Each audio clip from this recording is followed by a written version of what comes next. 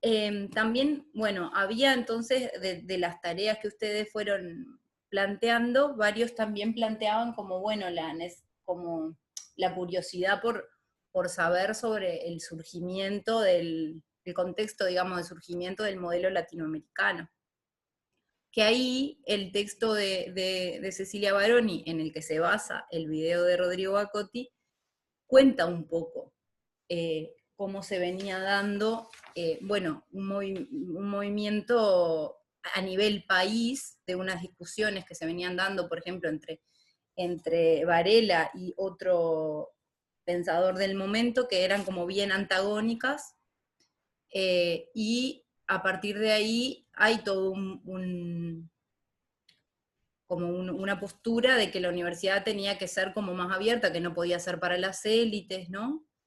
Y también a nivel de toda Latinoamérica empieza a haber un movimiento, sobre todo desde los estudiantes, de poder tener una representación real, porque a principios de 1900 se había logrado una representación estudiantil, pero indirecta, pero es un movimiento que se da en toda Latinoamérica, que tiene como ustedes varios hablaban de la reforma de Córdoba, porque es como un momento como importante.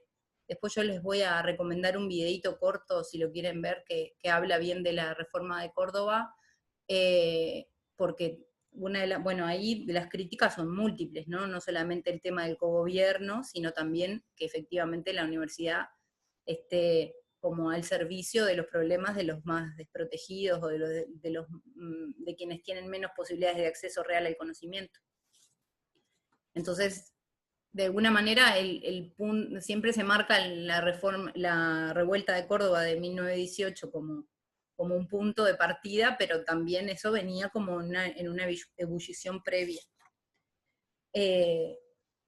Después, varios de ustedes empiezan también como a hablar, bueno, más de vieron que de alguna manera yo les había recomendado una lectura que era sobre modelos pedagógicos. Varios de ustedes pudieron como hacer ese énfasis, ¿no? La lectura que les había recomendado era sobre modelos pedagógicos, que como ustedes bien dicen, en distintos momentos la universidad fue como tomando algunos modelos pedagógicos, y esos modelos pedagógicos se fueron transformando en función de distintos contextos, ¿no?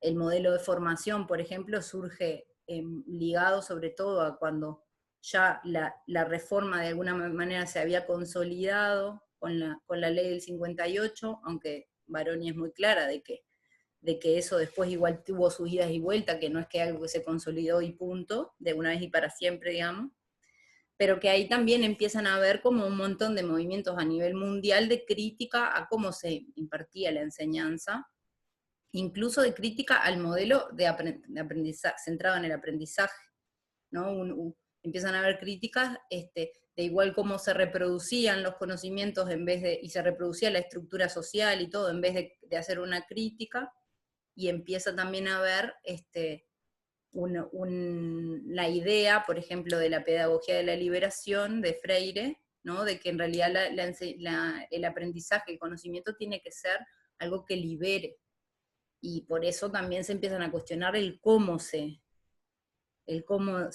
enseña, el cómo se aprende, el cómo se forma. Entonces ahí, bueno, era de alguna manera eso, ¿no? El primer texto que les había recomendado era sobre todo sobre modelos pedagógicos, y el segundo es sobre modelos de universidad, ¿no? El texto de Baroni, el video de Rodrigo. Pero en realidad, de alguna manera, o sea, estamos hablando de modelos distintos, de cosas distintas, ¿no? Una cosa son los modelos pedagógicos, o sea, cómo se enseña y se aprende, y otra cosa son los modelos de universidad a nivel organizativo, pero claramente hay algunos ¿no? modelos de universidad que iban a priorizar algunos modelos de cómo enseñar y aprender, ¿no? O sea, las propias concepciones de la institución y de para qué está la institución y de con quiénes y de cómo, también va a tomar algunos modelos de enseñanza y no otros. Y ahí, bueno, bueno, el texto de Bragaña que ustedes traían, obviamente porque era parte de la consigna, ¿no? Aparecen entonces estos tres modelos, ¿no? Uno centrado en la enseñanza, uno centrado en el aprendizaje, y luego uno centrado en la formación, que además ella va contando como históricamente cómo van surgiendo, y también aparecen, ustedes traían algunas cosas en relación a eso, ¿no? Por ejemplo, un compañero, bueno, Martín, traía esto de, bueno, no es importante que el docente enseñe, ¿no? Yo entiendo como una suerte de crítica al modelo de formación, ¿no? Si los docentes son facilitadores o mediadores y el protagonista es el estudiante, no es importante igual que el docente enseñe, preguntaba él, ¿no? Y ahí como que está bueno ver cómo en el texto de Bragaña se va viendo cómo de alguna manera un modelo surge criticando al anterior, pero a su vez de alguna manera incorporando, ¿no? Porque también varios de ustedes retomaban el modelo centrado en la formación y decían, no es solo una cuestión de que el estudiante se forme a partir de las experiencias, también hay enseñanza y aprendizaje, ¿no? Eso es bien importante del modelo de formación. Y después varios de ustedes, o sea, ¿eso qué quiere decir? Que también hay momentos de transmisión de conocimientos y hay momentos donde hay que ver si hubo apropiación de ciertas informaciones, pero eso no es lo fundamental. Eso pasa, tiene que pasar, eso es lo que sostiene la formación, pero la formación es otra cosa, ¿no? Es esto de cómo se establecen las relaciones entre el docente y los estudiantes y también entre los estudiantes propiamente y con otras experiencias más que no son solo las experiencias de clase, ¿no? Y también esto que traían ustedes mismos, ¿no? Como de la relación con el saber, cómo no se trata solo de cuestiones académicas o cognitivas, sino cómo también ahí los afectos se ven involucrados. Y después también, eh, bueno, varias traían esto de, bueno, ¿qué modelo es el que hay hoy, ¿no? Y bueno, algunas decían, bueno, para mí es el de formación, otras decían es el de formación, pero también el de aprendizaje, y ahí capaz que, nada, puede ser una de las preguntas que les, que abramos, digamos. Lo que decía hoy Valeria, bueno, Valeria Carolina, es que esto de que un modelo no es algo que el docente, digamos, no es totalmente consciente, esto tiene que ver con que más allá de que puede haber una elección de un modelo, hay veces que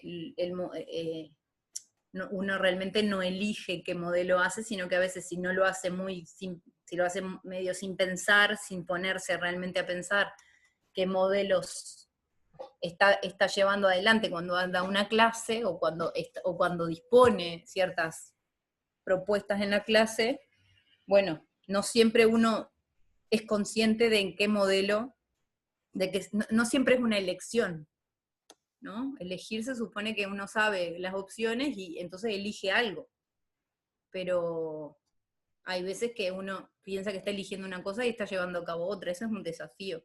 Y no sé si se dieron cuenta que el manual el texto ese de Bragaña es un manual para docentes también, que todo el tiempo les iba proponiendo preguntas para que los docentes que estuviesen leyendo eso pudiesen pensar qué tipo de modelo llevan a cabo cuando planifican una clase, ¿no?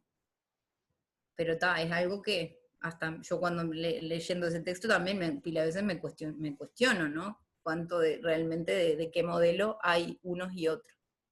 Pero bueno, capaz que todo esto está para discutir igual. Pero lo que les proponía como pregunta, si quieren, era esto de qué modelo piensan que hay en la universidad.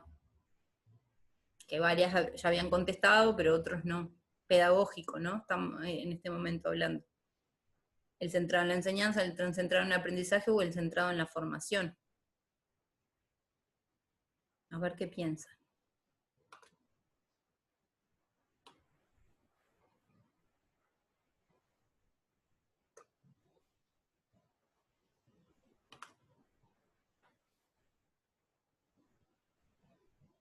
¿Alguien se anima? A ver. Yo, Bueno, dale. yo había puesto, porque incluso me costó el texto, me costó bastante. Y empecé como entendiéndolo al final, con el tema del modelo de la formación. Pero después, fue como que después lo leí de vuelta, lo empecé como a entender, y también, o sea, me quedaba como que la idea de que la universidad tenía ese modelo, el pedagógico de formación.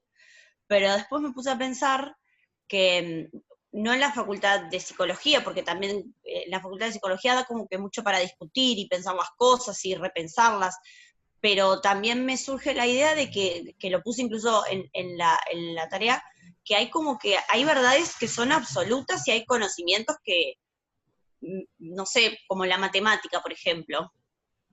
O sea, que es así y es así.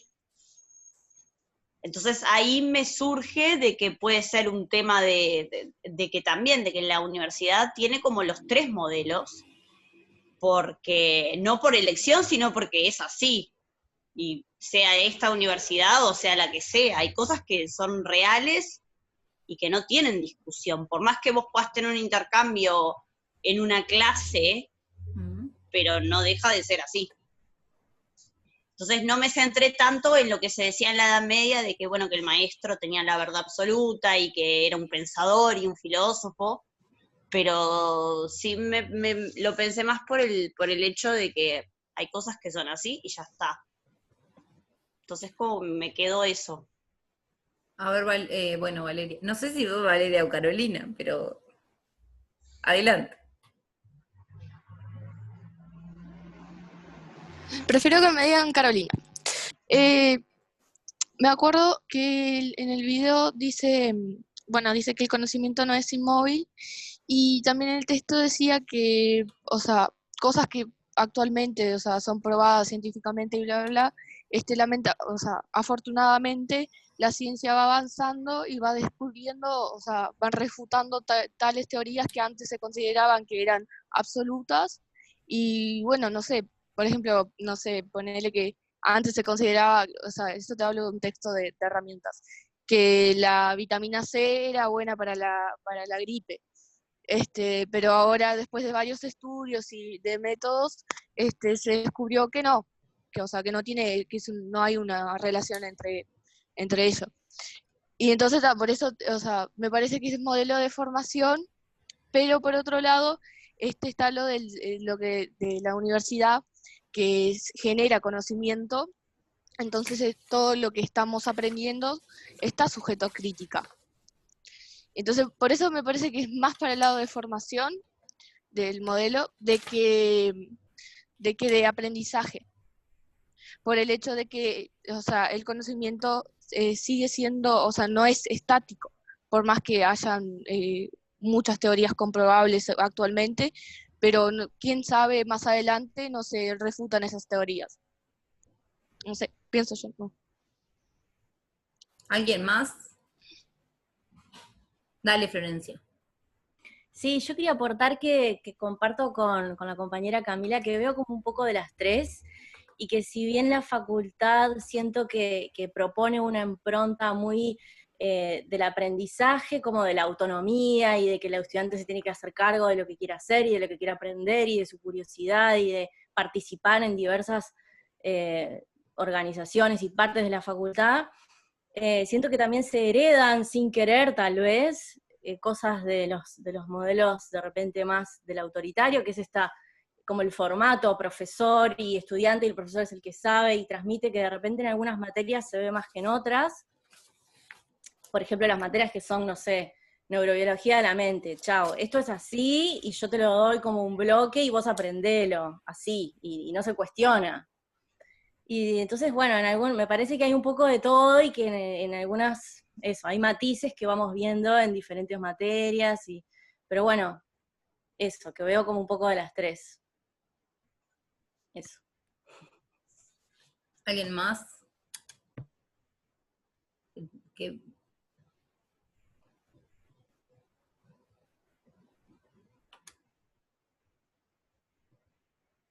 Yo creo que hay algo así, tal cual, que hay como un poco de las tres. Capaz que el centrado en la enseñanza, esto del el docente es el que tiene el saber, y es un saber que no se critica, y capaz que es como lo que menos aparece, ¿no? Quizás debe haber, pero quizás es como o por lo menos es bastante criticado, pero igual en el formato este que se planteaba, ¿no? El docente habla y el resto escucha y a lo sumo hace preguntas, como que es uno de los formatos que más hay a nivel de, yo qué sé, estas materias masivas, ¿no? Que igual esto de lo que planteaba Camila, de bueno, hay cosas que son así, un poco lo refutaba Carolina, ¿no? En esto de que, bueno, esto es así hoy, no sabemos si mañana, incluso en la matemática, ¿no? Muchas veces los discípulos hacen, ¿no? Los alumnos, los estudiantes hacen,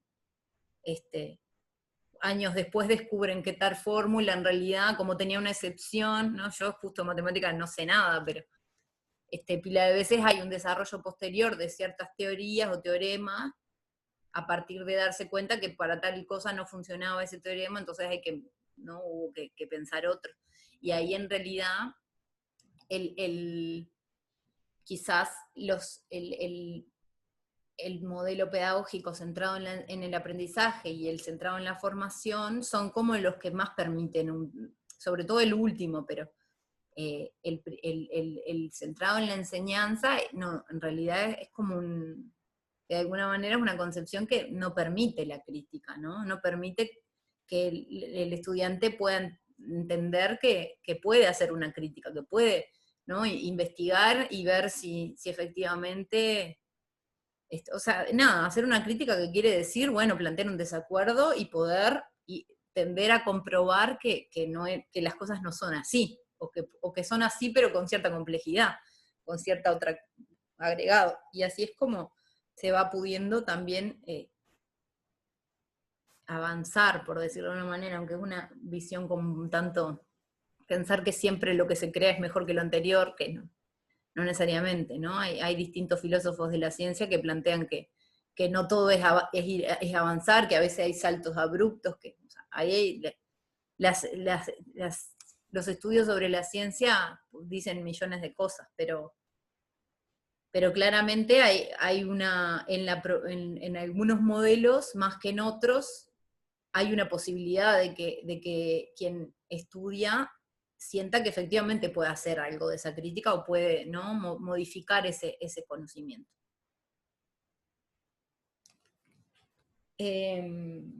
Había también, bueno, no sé si alguien más quiere decir algo de este tema.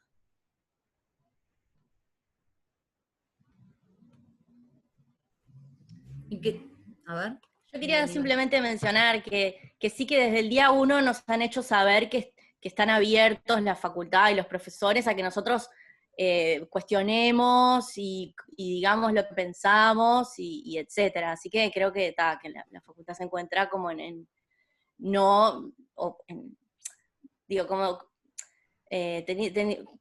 perdón, que tenés razón en lo que decís, está claro, sí, concuerdo, sí, eso. Sí, igual a veces una cosa es el discurso y otra cosa es lo que después se despliega, ¿no? O sea, lo que efectivamente cómo se planifica una clase para que eso realmente se dé, ¿no? Por eso digo, sí, a ver, Camila. Que lo vi primero como que lo leí de cuál es el peor método. Y después me di cuenta que en realidad no es cuál es el peor, sino que puedo sacar de cada uno. Obviamente que el mejor y el que a todos no sirve es el de formación. Pero lo vi por ese lado, como que puedo sacar de cada uno y aparte, digo, tampoco me parece mal que el docente, no he visto desde la Edad Media que era como el dios de la clase, pero sí como que está, o sea, por algo es docente, por algo te da los textos que tenés que leer, los textos también eran como la verdad, entonces digo, lo vi por ese lado. Uh-huh. No, claro, además que es difícil, o sea, también eso, ¿no? Cada modelo, para un modelo el texto es la verdad, para otro modelo el texto, por ejemplo, la formación, el texto es un mediador para atravesar por ciertas experiencias e ir formándose, ¿no? Ahí también en el video Rodrigo decía, ¿no? En el video Rodrigo Bacotti decía, bueno, yo elegí este texto, y además, como decía Carolina, y además yo lo leo así, pero no, podría haber empezado por cualquier otro texto y podrías, digamos, resaltar del texto otros conceptos, ¿no?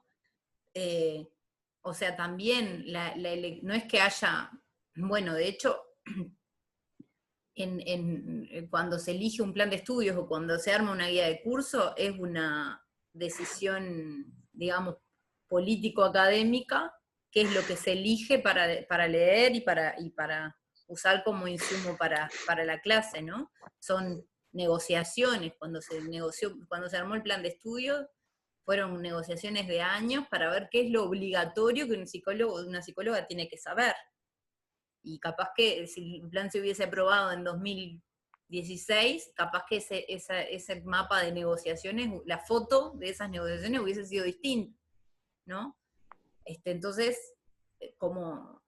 yo creo que el modelo de formación reconoce, el modelo de aprendizaje un poquito, el modelo de formación avanza más en reconocer que, bueno, que esas son fotos ¿no? del momento, no es la verdad, es un mediador que ese docente o ese colectivo elige para transitar por la formación, o para promover la formación. Yo no sé si Miguel quería hablar, porque después tiene de nuevo Carolina la mano levantada, pero... No, quería decir algo, pero justo creo que Camila dijo algo parecido de lo que yo iba a decir, que es, creo que, no sé si lo dijo en realidad, pero Decí lo que querés yo creo que es muy decir. importante el hecho de la importancia que tiene el profesor. Entonces, o sea, no me parece... O sea, está bueno, me parece que está bueno no relativizar la importancia del docente. Entonces, en eso, la primera era la de enseñanza. En eso es, digamos, la que más lo premia, digamos. Pero obviamente, teniendo en cuenta que también tiene que haber un equilibrio en la autonomía del estudiante, porque así es como dijiste, el tema de la ciencia muchas veces es el estudiante o la filosofía el que termina refutando al profesor. Entonces, al fin y al cabo, o sea, lo más práctico es que tenga por lo menos la posibilidad de investigar o dudar de esa verdad. Pero más que eso, ¿no? Claro, ahí la diferencia entre un modelo y otro es cuál es la intervención, ¿no? Porque se decía, en el modelo de formación no es que no haya intervenciones de los docentes, Claro. sino que a qué apuntan esas intervenciones. Apuntan a decir, bueno, yo tengo la posta, o a generar reflexión, aportar información, ¿no? O sea, el rol de enseñar no es que desaparece. Claro, sí. Corre la función, ¿no? Carolina. Ay, perdón que hable tanto, pero es que me reentendí el tema.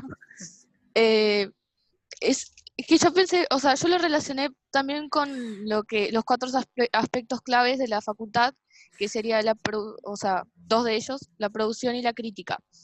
Y, de la universidad, ojo, la facultad es un espacio dentro de la universidad. No son sinónimos. Sí. De la universidad, perdón. Entonces, pensé así, bueno, hay otras facultades también que son como que más estrictas en el conocimiento, como dice Camila, pero también también te enseñan el tema de investigar, ya que son conocimientos, ponele que es más comprobados científicamente y demás, el alumno tiene que hacer toda esa trayectoria y ponele que puede llegar a refutar esas teorías y producir un nuevo conocimiento. Pero me parece que, por ejemplo, la Facultad de Psicología es un poco más abierta al modelo de formación, modelo pedagógico de formación, por el hecho de que te da esa participación y te incita a reflexionar, porque las materias mismas, o sea, la SUCO, ya son como que adaptadas para que reflexionemos.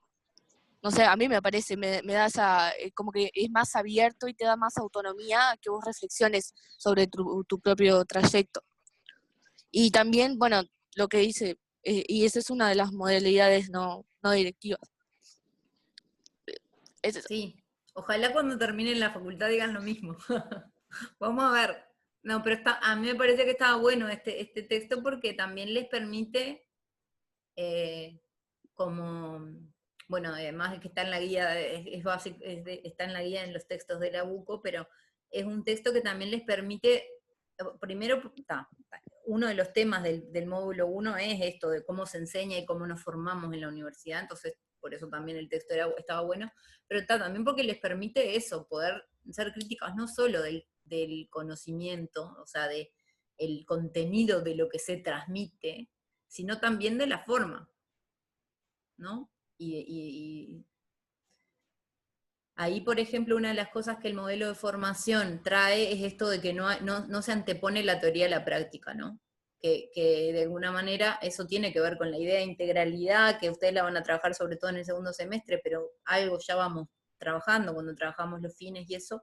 La idea esta de que, bueno, que la extensión también es una forma de aprender, ¿no? La producción de conocimiento. Entonces, hay una práctica que no necesariamente está después de aprender teoría, sino que esa práctica va incorporándose o incluso va guiando a veces cuando en las prácticas, por ejemplo, muchas veces, más allá que hay un campo tema en el que se trabaja, bueno, son los propios problemas que van surgiendo, lo que va diciendo, bueno, vamos a leer tal autor porque nos va a ayudar a pensar este problema, ¿no? No es necesariamente que la guía es una cosa que está ahí como un acuerdo pedagógico, pero de alguna manera el recorrido por esa guía, incluso salirse de esa guía para tomar otro texto, está habilitado porque es la propia práctica, el propio problema o las propias cosas que van pasando lo que va de alguna manera guiando ese saber. Pero no es así en todos los cursos, ni es así. Y también muchas veces hay esta cosa de, no, bueno, para ir a intervenir hay que saber antes, ¿no? Entonces, de alguna manera hay algunos modelos que están en tensión, que no es que sean puramente de formación o puramente, ¿no? Carolina.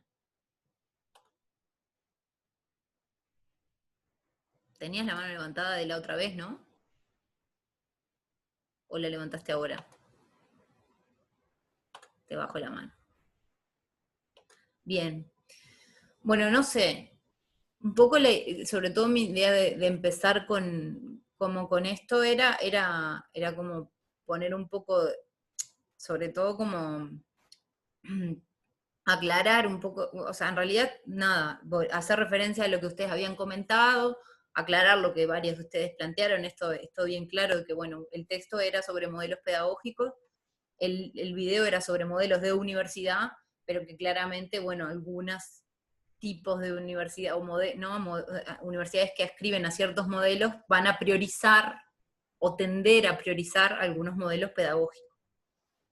Y en esto del modelo de formación, bueno, una de las cosas que de alguna manera aparece mucho es esto, ¿no? Que ustedes varias decían de, bueno, cómo reflexionar sobre el propio trayecto. Y ahí es donde entra también esto de las trayectorias estudiantiles, o trayectorias académicas, o trayectorias de formación, o trayectorias que no son sinónimos, pero que de alguna manera también se ponen a pensar. Y por eso es que yo les había recomendado la lectura, que no sé si habrán podido, porque eran como muchos textos, ¿no? De un texto sobre trayectorias. Que ahí capaz que, bueno, vamos a trabajar, mi idea era trabajar un poco sobre esto de las trayectorias, y después, al final de la instancia de hoy, mi idea es consignarles el parcial. Bueno, que pensemos la consigna del parcial. Que la idea sería que lo entreguen el lunes, el otro, el 25. ¿Sí? Pero bueno, al final vamos a trabajar sobre eso, ya les voy a adelantar. Pero bueno, habíamos, justamente en esto de lo que propone el modelo de formación, de pensar las propias trayectorias, que un poco eso lo habíamos lo habíamos, en la narrativa, que fue la primera tarea obligatoria, ustedes un poco tuvieron que pensar su trayectoria hasta acá, pero también este texto de alguna manera nos permite entender algunas cosas, ¿no? De, bueno, ¿qué pensamos, qué son las trayectorias? Pudieron leer el texto, bicharlo, también les había mandado unos pedacitos de un video, si no, pero ¿qué les llamó la atención o qué tienen algo para comentar del texto sobre trayectorias?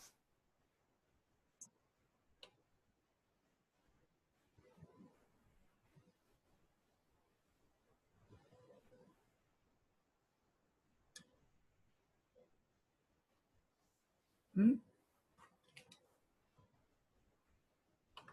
¿Pudieron leerlo? Sí, a mí me dicen algunos que sí.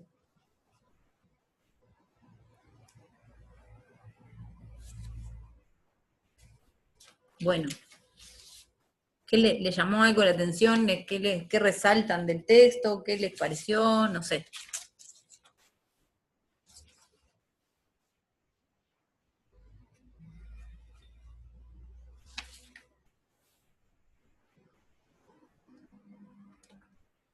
¿Por qué se los mandé? Bueno, ya les expliqué un poco por qué se los mandé, pero capaz que se les ocurrió otra razón para darme letra a mí de por qué les mandé leer eso.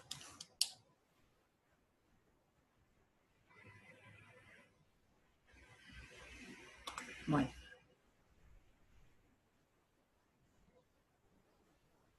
Yo, profe, no lo leí, así que no te puedo decir nada. Bien. Honestidad. Pero soy sincera. Bueno, asumo que los que entonces no contestan es porque no lo leyeron. Alguien que lo haya leído.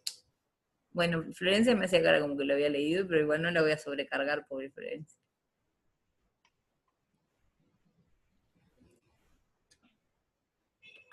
Bueno, Yo leí el texto. Lucía. Sí, Dale, pasa que no contá. me deja activar la cámara, porque creo que tengo un problema en mi computadora, entonces está, ahora nada más por acá. Bueno, dale. Te conocemos la voz entonces. Ahí está. Yo leí el texto, me faltó una última parte, pero lo leí la mayoría, y básicamente lo que yo entendí es que había surgido a partir de los 90 y que el origen era la primaria y el nivel medio de educación. También El lo que estudio hablaba, de las ahí trayectorias. va, el estudio de las trayectorias. Después, lo que buscaba era identificar y analizar las problemáticas a las que se enfrentan los estudiantes, y después que aludía a aspectos cuantificables y sobre el comportamiento estudiantil, ¿no? Que como las conclusiones que buscaban era mejorar la calidad y la inclusión de los estudiantes. Ahí va. Lo que vos traes, Lucía, es esto de que medían como a nivel cuantificable, es el estudio, lo que en el texto se llama el estudio descriptivo de las trayectorias.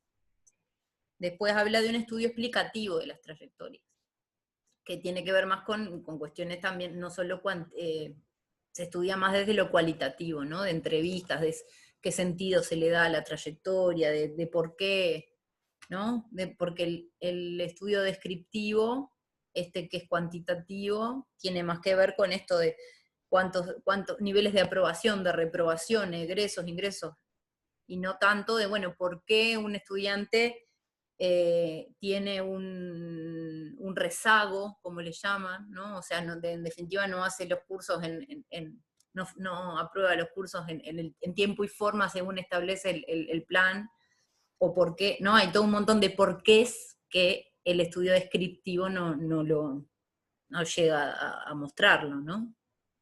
Y un estudio explicativo buscaría mostrar eso. ¿Alguien más que haya leído el texto además de Lucía? ¿Que quiera comentar algo? Hola. Hola, Nahuel. Sí. Yo leí el texto, me parece que hay una idea como que se repite en lo que es distintas materias, por ejemplo en historia de la psicología, Ujú. Creo que en articulación también, y es el tema de la heterogeneidad, de los distintos elementos que están distribuidos en un dispositivo, ¿no? Y que no son tan fáciles de medir. Entonces eso, por ejemplo, se muestra en el análisis descriptivo, digo, explicativo del análisis anterior, el descriptivo, y, y dice al final que la trayectoria va a depender al final de distintos factores que pueden ser internos como externos, y, y bueno, está un poco eso, la idea de que no puede todo medirse o que no siempre la institución tiene total control sobre la trayectoria del estudiante. Está eso más o menos, un poquito de la heterogeneidad de las cosas, que no es todo tan fácil y todo tan calculable. Buenísimo, sí. Claro, a mí lo que se me ocurrió, pues yo lo leí, pero ahora más o menos me voy acordando un poco, es que en realidad digamos, la universidad se limita a obtener datos de lo que es de la universidad, o sea, cuánta gente reprueba, cuánta gente aprueba o cuáles son las materias, pero digamos, hay una parte que son problemas, digamos, individuales, que capaz que es muy difícil que te enteres por qué es que la gente deja, son datos que no pueden que no manejan. Bueno, ahí en el estudio, uno de los textos que habla sobre desafiliación, porque no sé si vieron que este texto sobre trayectorias, que es de un equipo de argentino, ¿no? De la universidad, además como de economía o algo así, ¿no? Como estudiantes de El contador contaduría, público ahí va, sí. de la Universidad Nacional del San Luis o algo así, no me acuerdo el nombre de la universidad, pero argentino, Del, eh, del litoral era, ahí va, sí. del litoral. Bueno, pero ellos, bueno, en un momento hablan de abandono, ¿no? Y ahí es interesante porque uno de los textos que tenemos también en la bibliografía del curso es de Sandra Carvajal, que ustedes la habían visto en un video, pero hay un texto de ella en la bibliografía del curso, que es sobre desafiliación, ¿no? Ella en el video lo decía muy claro, ¿no? Decía, yo prefiero hablar de desvinculación y no de abandono o deserción, ¿no? De desvinculación porque no solamente hay aspectos que tienen que ver con lo singular de cada estudiante, ¿no? Que de alguna manera podrían ser estos factores externos que trae este texto, externos a la institución, pero también hay factores internos a la institución. Entonces, de alguna manera, la idea de desvinculación habla de que hay un vínculo y que ese vínculo, bueno, se corta por distintas razones que no son solo responsabilidad, digamos, del estudiante. Y incluso ella habla, y para hablar, para los primeros años, para el primer año, yo prefiero incluso hablar de desafiliación, ¿no? Que tiene que ver con que la persona nunca llegó a terminar el proceso de afiliarse, ¿no? De sentirse perteneciente.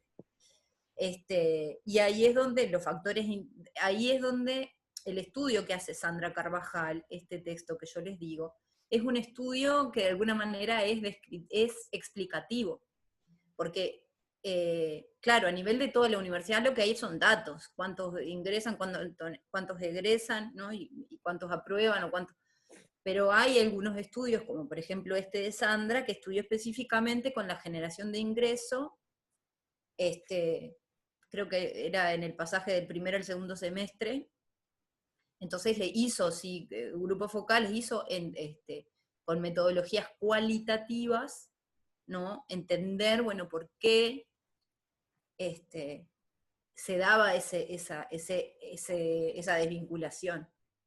Y ahí fue que ella terminó de entender que se trataba de una desafiliación y no de una desvinculación. O sí de una desvinculación, pero que como específicamente lo piensa desde la idea de desafiliación. Fue gracias a esa investigación que ella hizo que en realidad hubo como un poco más de espesor o de profundidad en saber por qué había una desvinculación tan temprana, ¿no? De tanta gente. Entonces, ahí es donde también ese tipo de estudios van permitiéndole en la universidad hacer distintas acciones para evitar que se dé esa desvinculación temprana, ¿no? Pero incluso eso, ¿no? Un poco el texto sobre trayectorias defiende esta idea de, bueno, no nos quedemos solo con los números nos acercan, pero necesitamos tener como otras, ¿no? Como otras nociones de por qué se dan estas cosas, necesitamos estudios explicativos que nos permitan, porque hay eso, los factores externos a la institución que están involucrados en este fenómeno, que este equipo le llama abandono, pero usemos el término de Sandra, la idea de la desvinculación. Bueno, los factores externos seguramente la universidad no va a poder hacer nada, pero hay muchos factores internos en los que la universidad sí puede intervenir, ¿no? Y ahí en los factores externos, ahí pensando en las trayectorias de ustedes, por ejemplo, ¿no? Yo leyendo las narrativas, que las fui leyendo en estas semanas, es impresionante como en las elecciones de entrar, porque de alguna manera podemos pensar que toda la trayectoria, de hecho así estaba consignada la narrativa, ¿no? Como una trayectoria formativo-educativa, entonces claramente no solamente el hecho de haber hecho, muchos de ustedes mencionan, bueno, en filosofía o en literatura o en historia se enteraron de psicología o la forma de trabajar les dio ganas de estudiar psicología, ¿no? O incluso hablaban de sus facilidades y sus debilidades en relación a, bueno, el fuerte en biología o fuerte en distintas materias, ¿no? Pero también hablaban de otras cuestiones, del gusto por la lectura o la curiosidad, la necesidad de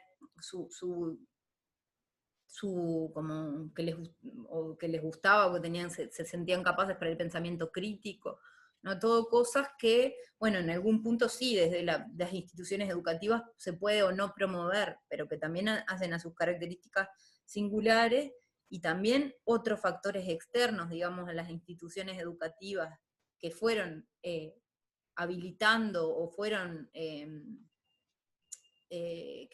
marcando, digamos, sus tránsitos y marcando sus decisiones, tienen que ver, por ejemplo, muchos de ustedes hablan de vivencias, ¿no? Situaciones de muertes de mascotas, muertes de familiares, militancia en el liceo, también distintas enfermedades a nivel psicológico o más, digamos, somático de familiares o propias, ¿no? El entorno, situaciones de violencia, ausencias de distintos familiares, también hablan de artistas, de libros, de series,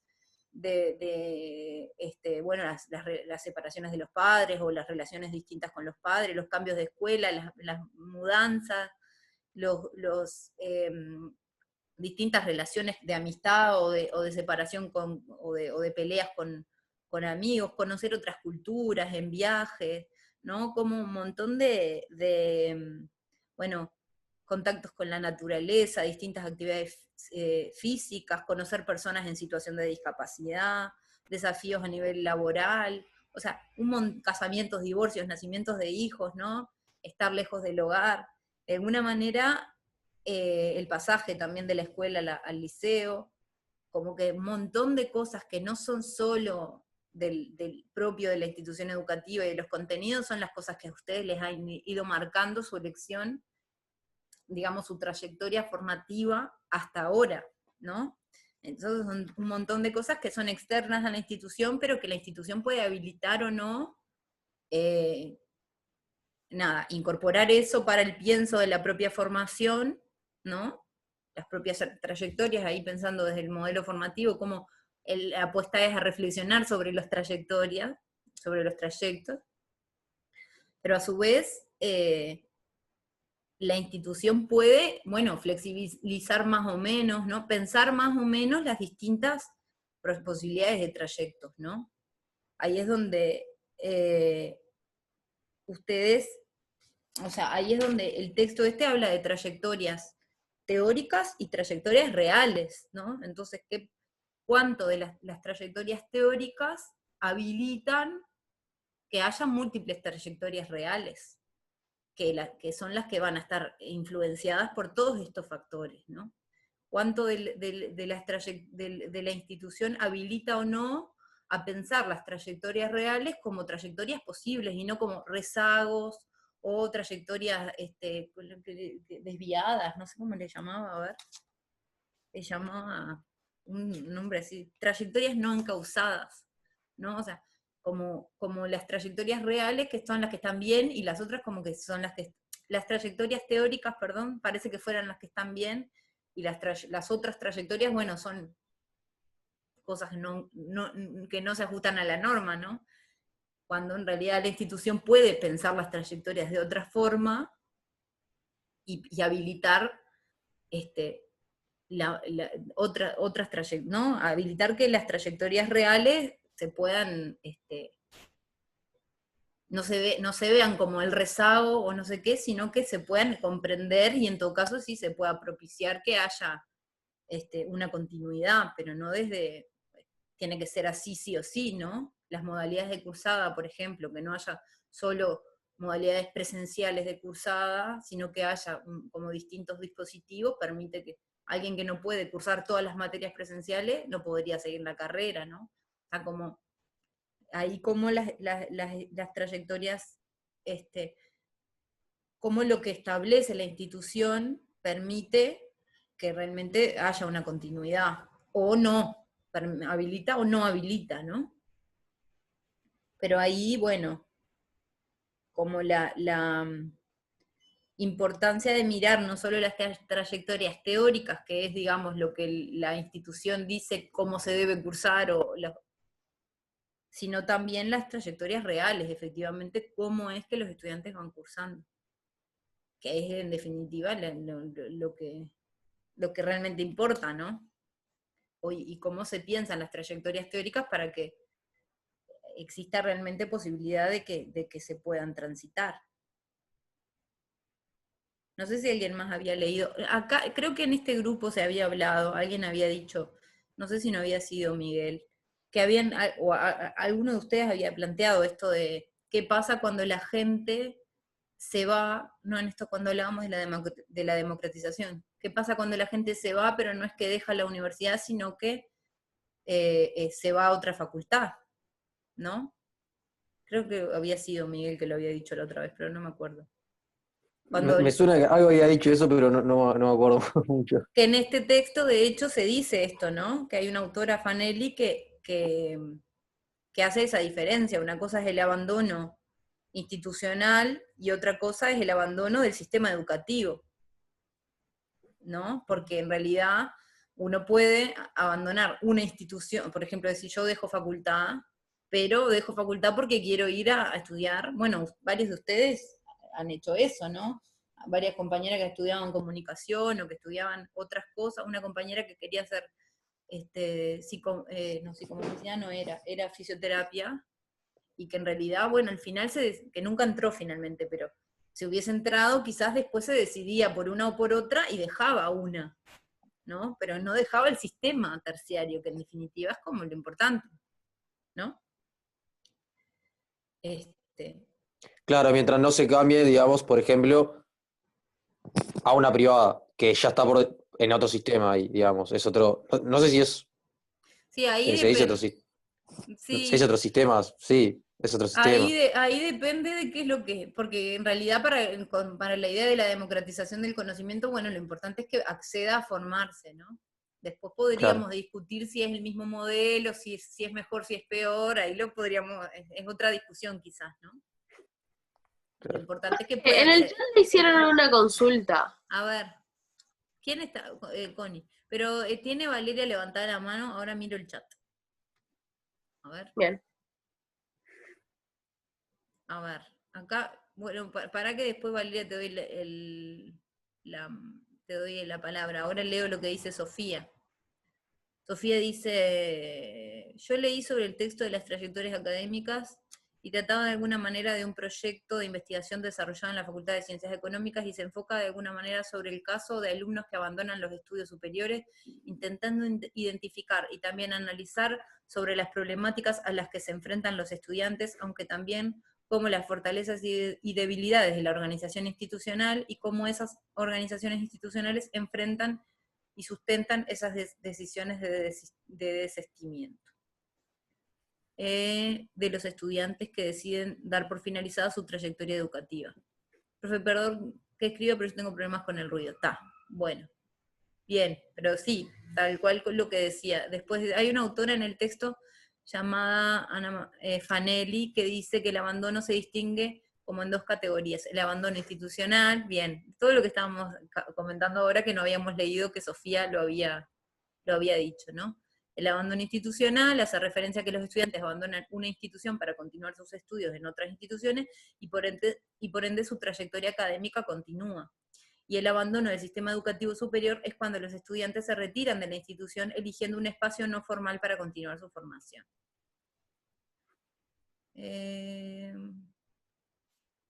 Y existen factores que influyen en que la trayectoria académica se dé por finalizada o interrumpida.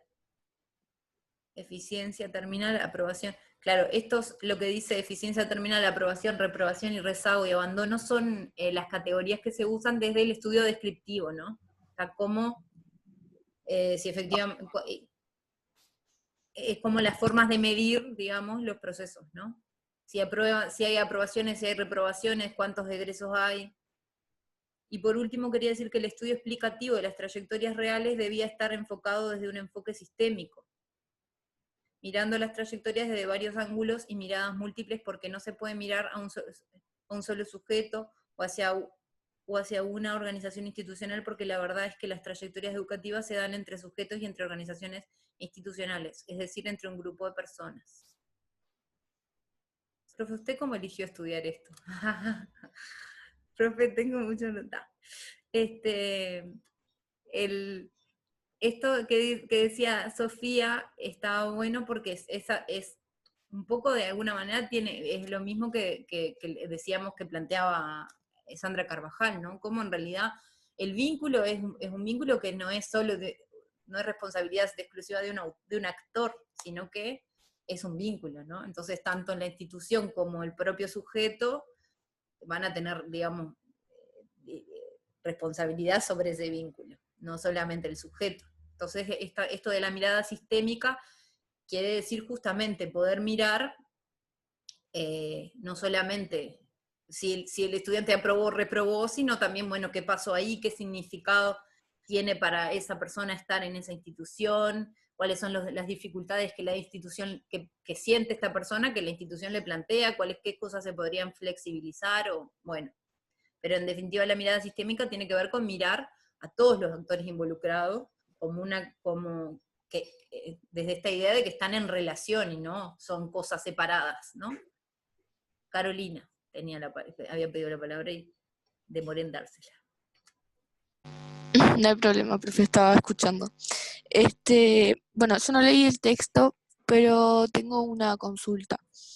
Por ejemplo, una de las problemáticas que nosotros los estudiantes del interior tenemos, y ponerle que más acá en lo que es Rivera, que está donde yo vivo, es el tema de que, por ejemplo, no sabemos qué tanto tiempo podemos estar en la capital, o sea, en Montevideo, para poder seguir cursando lo que nos gusta.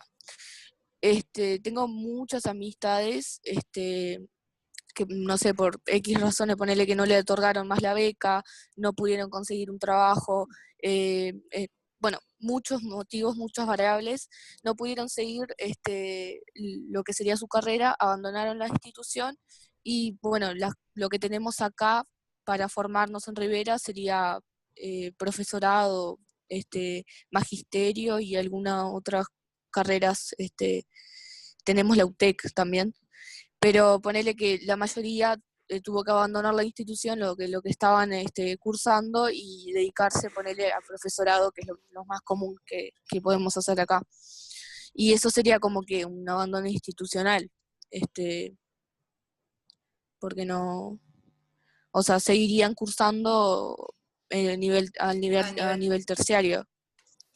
Sí, ahí, o sea, lo que pasa es que hay como distintos niveles, ¿no? O sea, esto son conceptos, ¿no? Que nos permiten pensar, y hay situaciones que capaz que no es tan fácil decir es una cosa o es otra, ¿no?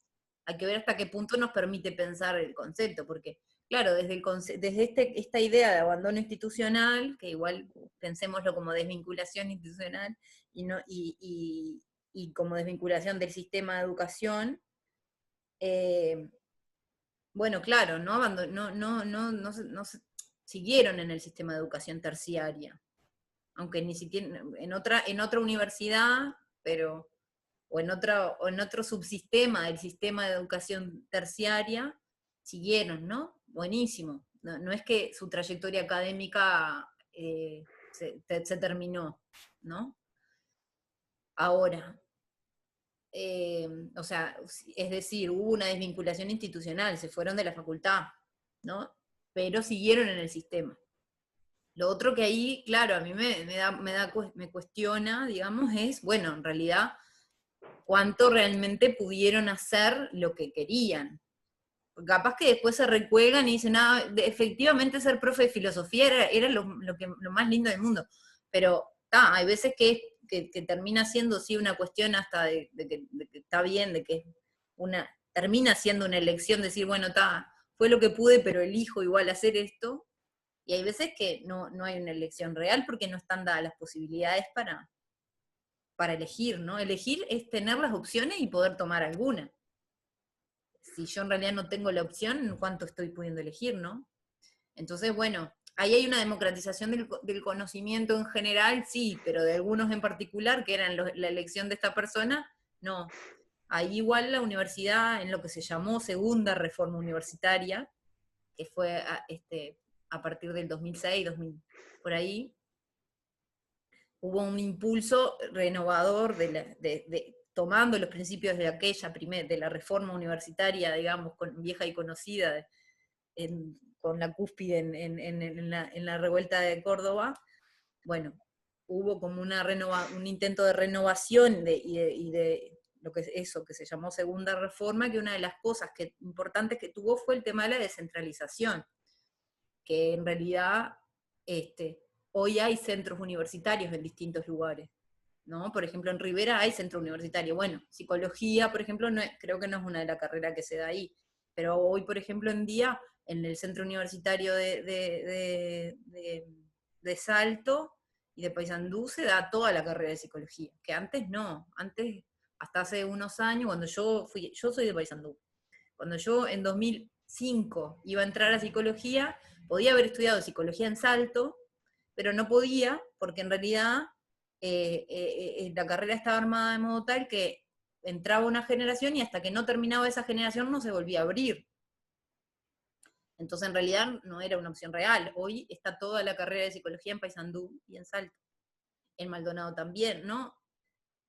Se va como, no es que en todos lados se pueda estudiar cualquier cosa, pero ha habido como impulsos y por eso también hay centros regionales en distintas regiones del país y se va sumando distintas carreras en esos espacios, ¿no?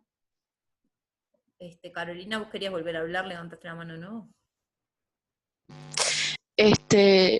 Yo cuando fui a ver para dónde irme, pensé mucho en eso, y yo sé que Salto me queda más cerca, pero también está el tema de lo económico influencia muchísimo, porque si yo, por ejemplo, no ganaba la beca, en Salto es más difícil que yo consiga un trabajo, ¿entendés?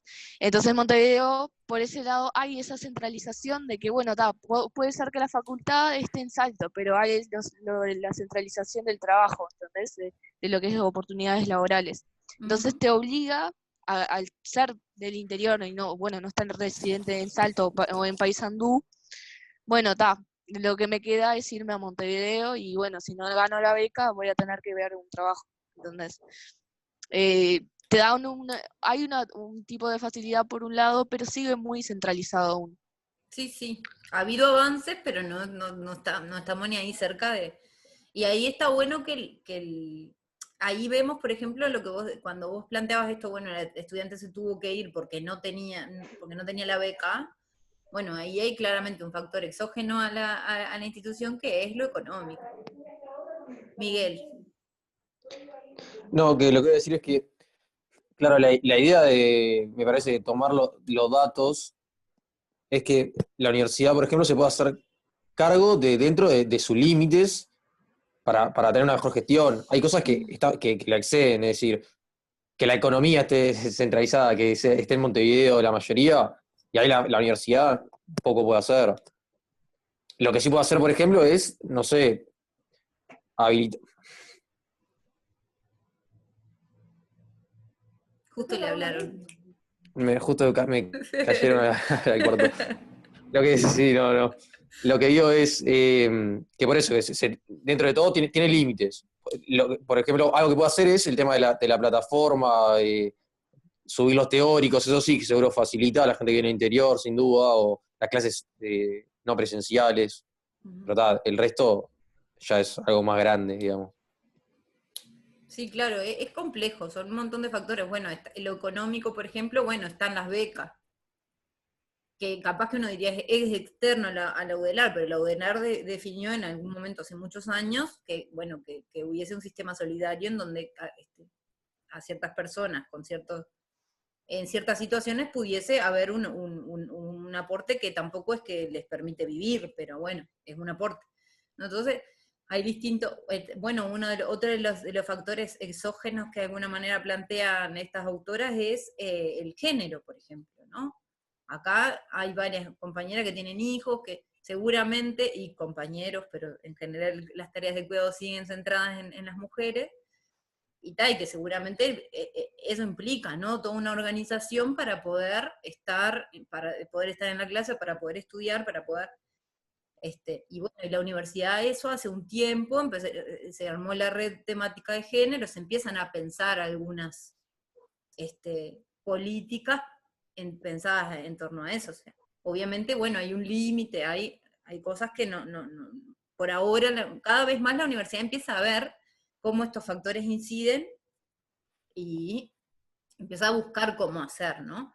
Y esto desde la universidad, además, esto, gobernada, o sea, muchas veces desde los propios órdenes, o el propio orden estudiantil, también se empiezan a vislumbrar estas dificultades y se empiezan a empezar a pensar soluciones, que hay algunas cosas que no son como fáciles de resolver, ¿no?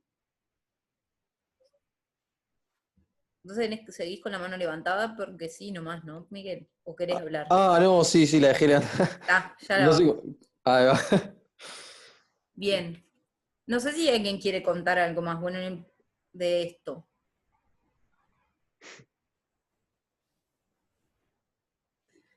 La idea de este texto entonces trae esto de, bueno, primero hace la diferenciación entre trayectorias educativas y trayectorias académicas, ¿no? Como las trayectorias educativas como más amplias que las académicas, de alguna manera, porque las académicas son como en una institución en particular, por ejemplo, en una institución terciaria, ¿no? De alguna manera las narrativas que les habíamos consignado, que me entregaron hace pila, son de trayectorias educativas, ¿no? Entendiendo la educación como algo que va más allá de las instituciones, y que yo, como les decía, ustedes trajeron un montón el apoyo de distintos familiares, o sea, trajeron como un montón de situaciones y de planteos que no solamente tenían que ver claramente con las instituciones educativas, ¿no?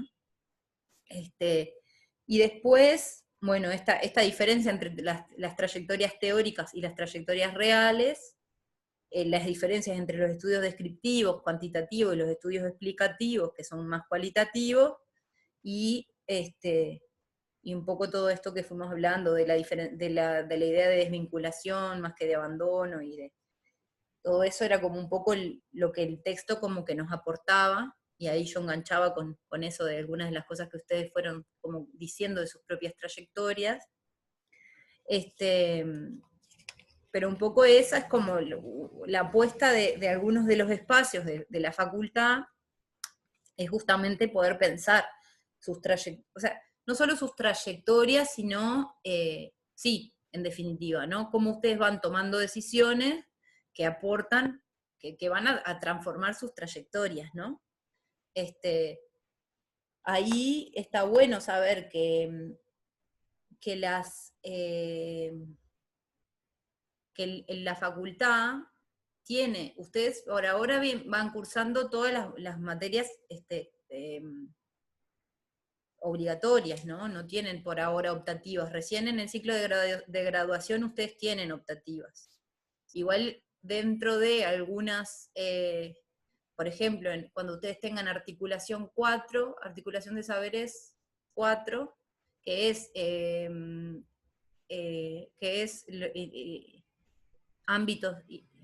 espacios y ámbitos interdisciplinarios o algo así, ahí ustedes, por ejemplo, dentro de esa misma UCO sí van a poder optar por distintos ámbitos donde se juega lo interdisciplinario. O sea que, aunque a priori uno diría, bueno, no hay mucho para optar, empiezan a haber pequeñas cuestiones para optar. Bueno, ahora podían haber optado por un EFI, por ejemplo, ¿no? O sea, como que hay pequeñas opciones que ustedes van tomando, y va a haber espacios, como sobre todo los referenciales, donde poder ir pensando sobre esas decisiones que ustedes van tomando, y cómo eso va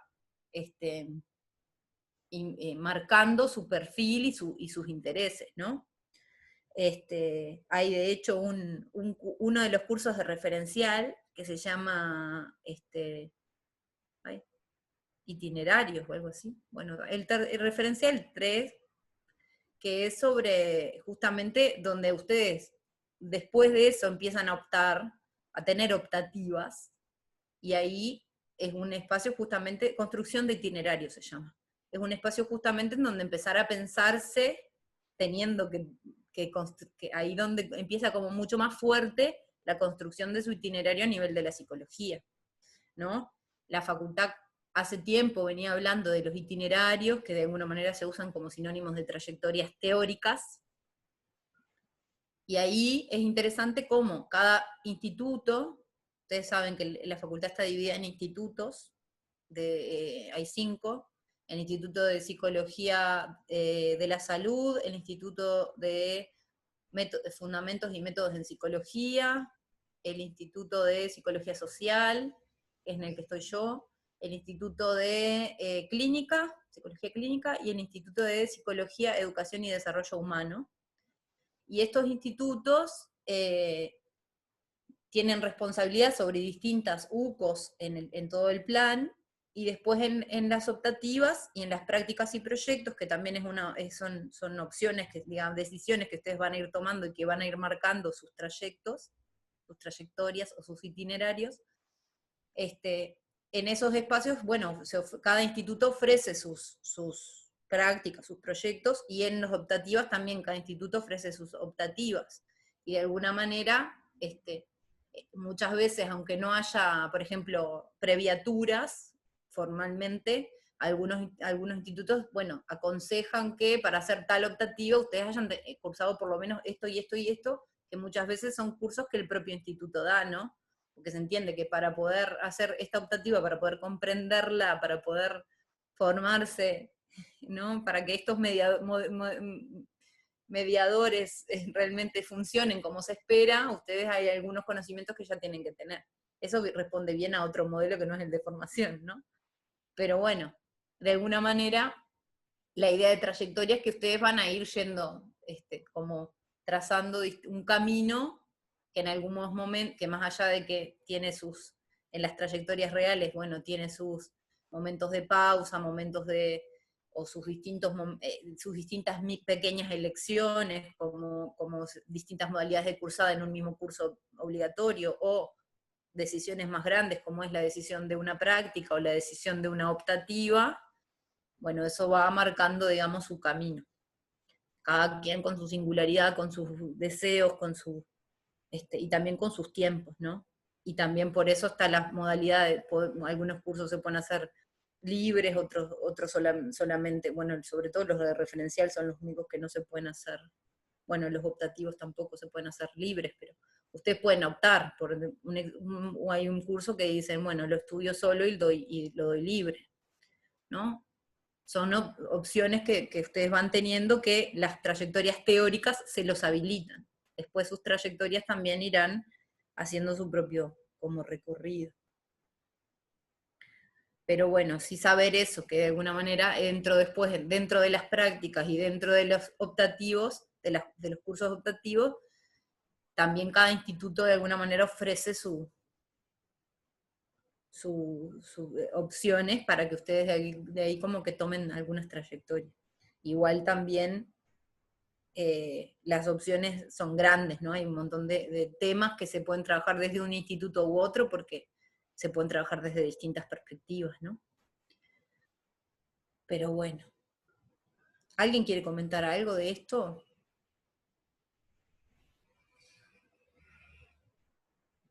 Las voces, no conozco 5 voces, creo. O preguntas, o o algo que se les ocurra en relación a esto.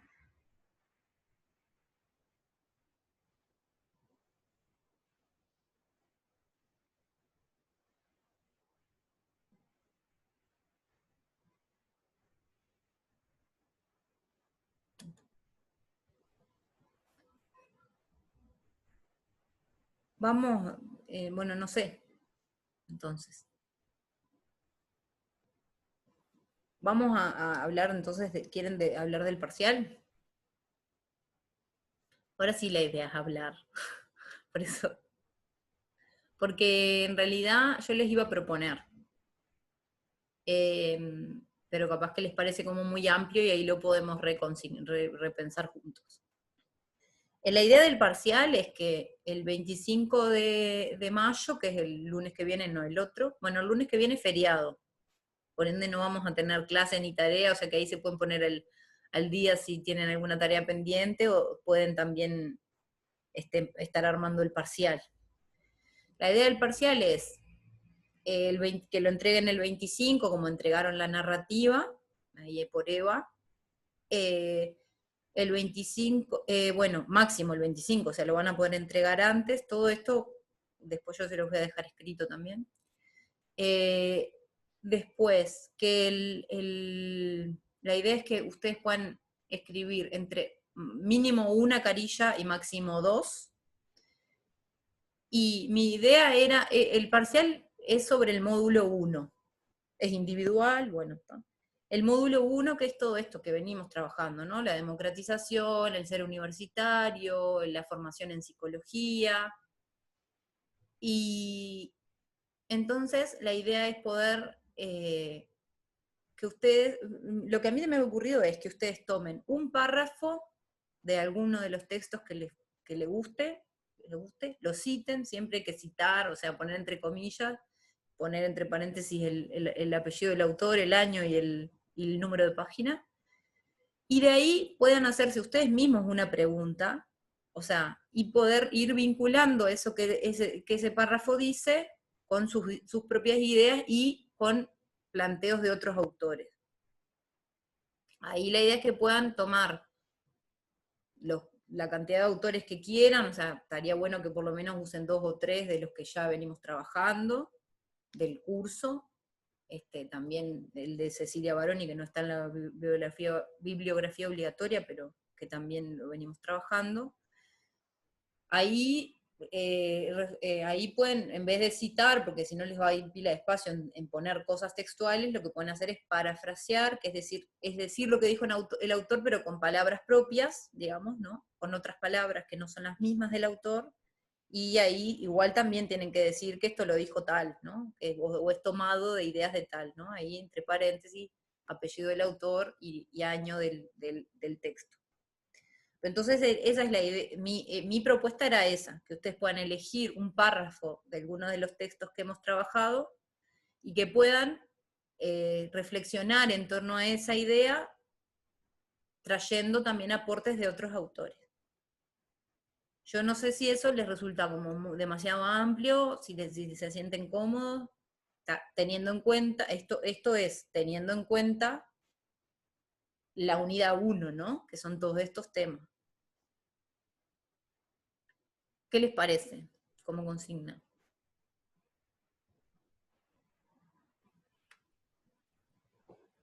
Está bien. ¿Miguel está de acuerdo? Y sí.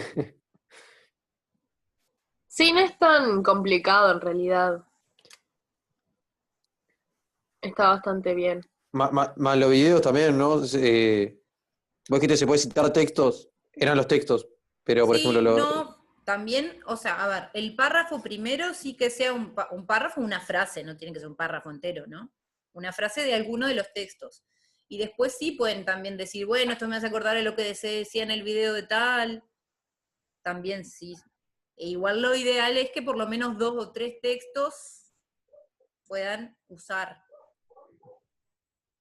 ¿sí? O sea, un párrafo y después usar, ¿no? Lo que me hizo acordar de lo que decía Cecilia Baroni, me hizo acordar de lo que decía Sandra Carvajal, porque también nosotros yo les he ido mandando leer textos y otras veces, por ejemplo, el texto de Sandra de desafiliación no se los mandé a leer, pero pueden leerlo también para este parcial, ¿no? O sea, pueden leer los textos que ya leímos y también pueden leer otros del módulo 1.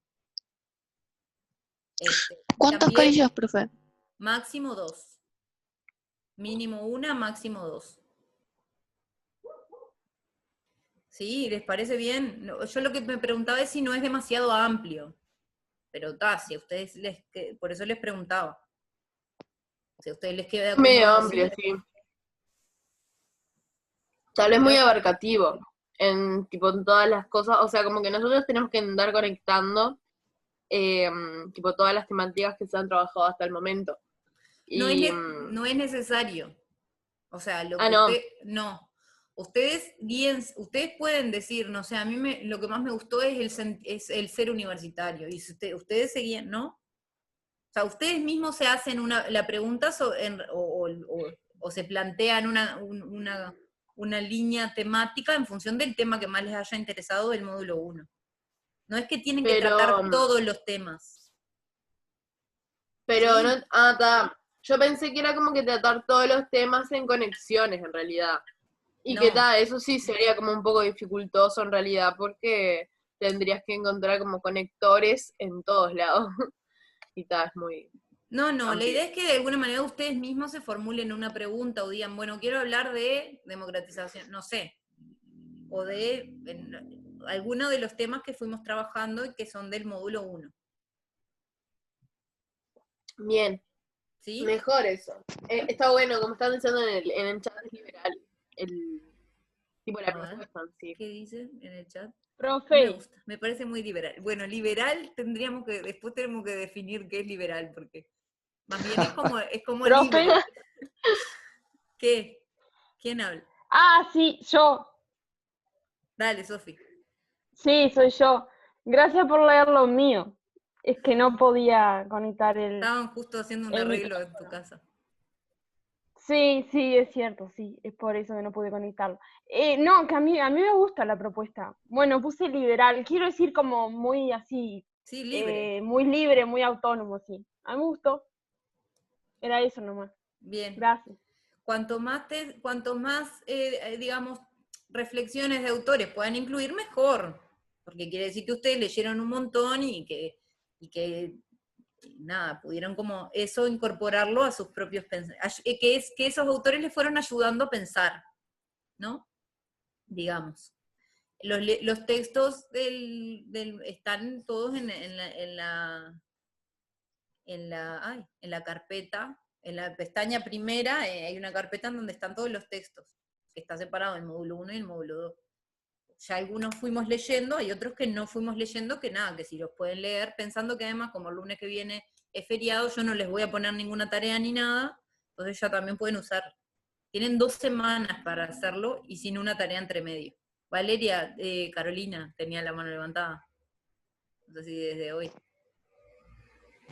No, que iba a preguntar, pero por ejemplo, si ponemos 2 o 3 textos, ya, o sea, vamos a mencionar otros autores de esos textos, pero va a salir de la temática, o sea, que elegimos. O estoy equivocada. No, o sea, Porque hay algunas temáticas que las abordan más de un autor y además hay algunas temáticas que están bien conectaditas con otras, o sea que... me parece bien la propuesta, está buena. Bueno, me alegro. Así no tengo que pensar una pregunta. Bien. Bueno, eso. Y por otro lado, ¿estamos de acuerdo entonces? ¿Nadie tiene una objeción? Está, perfecto. Tengo pocas caras porque la mayoría están sin cámara, pero por lo menos las que tengo me hacen como que está todo bien.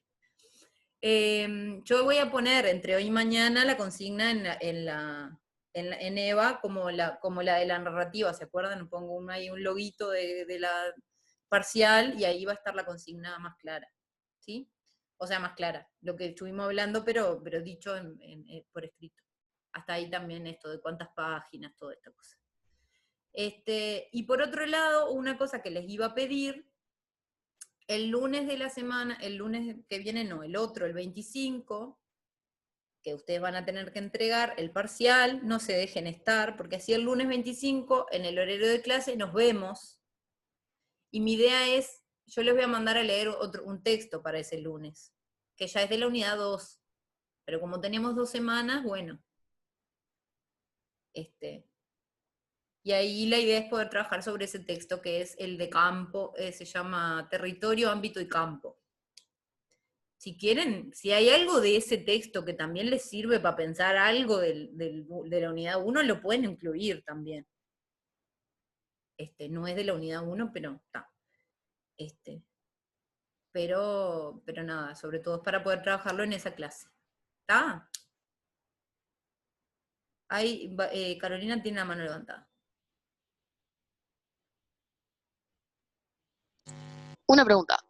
¿Cómo vas a evaluar el parcial? O sea, ¿qué vas a tener en cuenta para la nota suficiente y demás? Qué buena pregunta. Bueno, lo que voy a evaluar es que usen textos, o sea, y que por ende que los hayan podido leer y que los hayan podido entender, ¿no? Que usen, que también que puedan reflexionar a partir de esos textos, ¿no? O sea, que efectivamente ese texto yo lo haya entendido, pero me sirva para pensar algo. Y básicamente eso. Es muy importante lo que yo les decía, si yo uso un texto, tengo que decir quién es, ¿no? O sea, hubo distintos modelos de universidad, no lo digo yo, lo dijo Baroni, ¿no? O sea, eso es muy importante porque además hay un delito que se llama plagio, que a partir de que ustedes son universitarios eso empieza a correr, ¿no? No puedo decir algo sin decir, bueno, ¿de dónde lo tomé? Entonces nada, pero que el modelo tal me sirve para pensar, bueno, no sé, el modelo de la universidad, pensar sobre nuestro ser universitario, o la importancia de la democratización, o no sé, el contexto actual, la compañera que planteaba que habría que repensar el modelo pedagógico, porque hay que ver si efectivamente se están pudiendo llevar a cabo los objetivos de la universidad. Bueno, pero ese puede ser un tema también. Siempre que yo pueda utilizar distintos autores de la unidad 1 para ayudarme a pensar eso y para fundamentarlo, ¿no? También eso es importante, poder reflexionar, pero no tirar cualquiera, ¿no? Reflexionar de alguna manera fundamentada. Y apoyándome ¿Se puede hacer una especie de crítica también? Perdón. Sí, se puede hacer crítica, se puede. Se puede decir todo lo que se quiera decir, siempre que de alguna manera esté fundamentado en un razonamiento y además apoyado por los textos, ¿no? Eso es como la consigna. ¿Estamos? ¿Sí? Bien.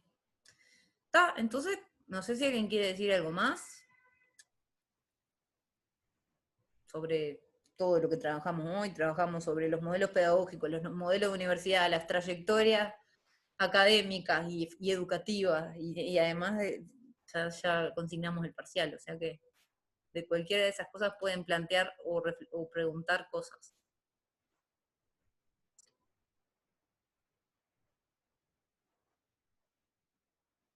¿Hay alguna pregunta o planteo? A ver en el chat. No. Bueno. Dejamos por acá. Yo sí tengo una pregunta. Sí, a ver, ¿quién? Lucía. Sí, dale, Lucía.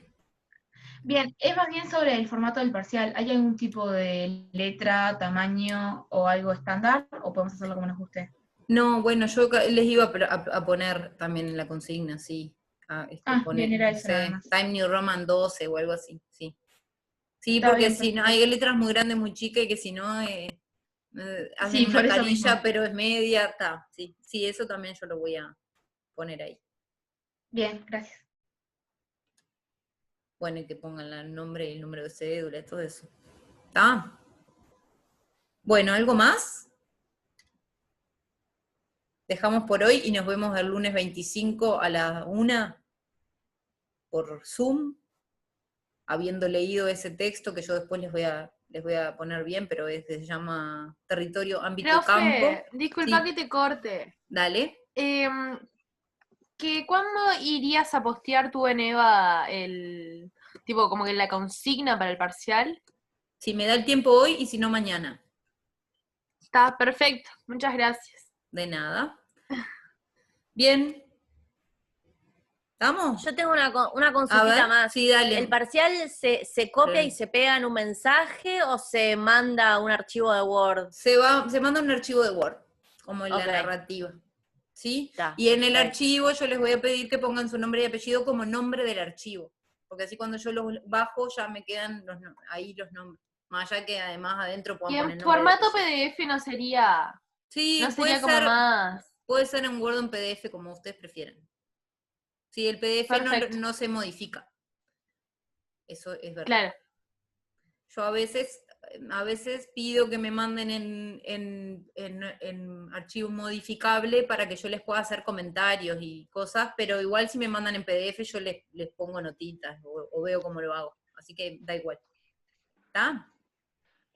Está bien, perfecto, profe.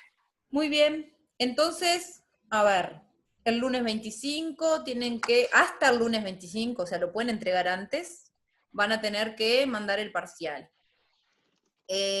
Ahí en ese loguito que yo voy a poner al final de nuestra pestaña de Eva, como la narrativa. Después, a su vez, el mismo 25, a la 1 nos vamos a ver por Zoom, y para ese día van a leer el texto de Territorio, Ámbito y Campo. ¿Estamos? Muy bien. Y ahí, a los que no hablaron, les voy a pedir que se animen a hablar un poco más, porque les van a cansar los compañeros que se pasan hablando. Muy bien, bueno. Nos vemos entonces. Cualquier consulta me Bueno, escriben.